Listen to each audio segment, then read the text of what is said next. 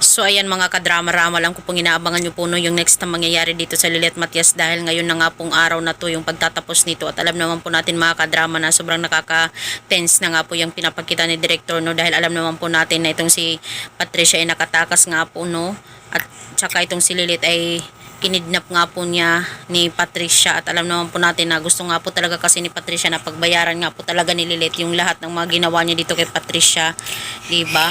Marami daw kasalanan itong si Lilith na kung saan wala naman talaga itong ginagawang masama dito kay Patricia kundi nahanapan lang naman talaga ni Lilith ng pagkakataon na makuha talaga yung hustisya para talaga sa kanyang nanay na si Meredith at saka dito kay Ino. Kaya ngayon wala na po talagang ibang napagplanuhan itong si Patricia kundi kunin na lang talaga itong si Lilith. Kaya itong si Era ay sobra talaga po nasasaktan para talaga kay Lilith dahil nga po talaga kinuha ito ni Patricia. Kaya ngayon aalay po talaga or gagawin po talaga ng lahat ni Era. Mailigtas lamang po talaga itong si Lilith. Pati na rin itong si Ramir ay gumagawa din talaga ng paraan mga kadrama para makuha nga po talaga nila itong si Lilith dahil sobrang nakakaawa naman po talaga si Lilith kung andun po talaga siya sa poder ni Patricia.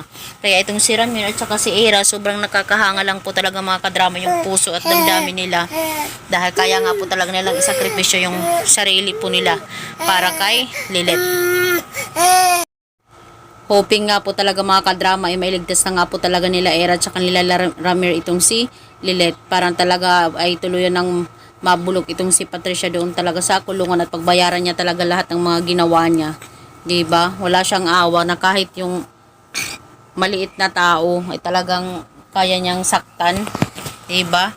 Anak pa ng kanyang asawa. So yun lang po mga kadrama, abangan na lang po natin yung scenario dito. Thank you so much for watching. Bye! Abangan po natin.